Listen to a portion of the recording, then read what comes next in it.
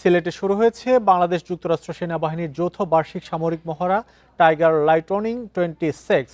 এতে অংশ নিয়েছেন ইউএস আর্মি প্যাসিফিক ও ওরেগন ন্যাশনাল গার্ডের ৮৮ জন এবং বাংলাদেশের সেনাবাহিনীর প্যারা কমান্ডো ব্রিগেড ও বিভিন্ন ফরমেশনের ৯১ সদস্য।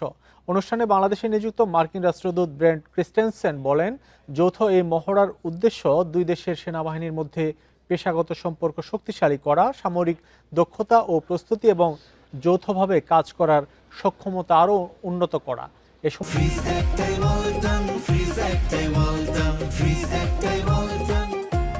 সময় বাংলাদেশ সেনাবাহিনীর chief of general staff lieutenant general Mohammad Mainur Rahman সহ দুই দেশের বিভিন্ন পর্যায়ের সেনা কর্মকর্তারা উপস্থিত ছিলেন।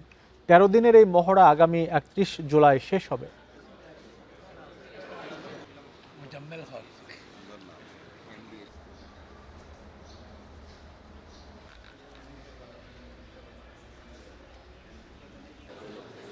মেসি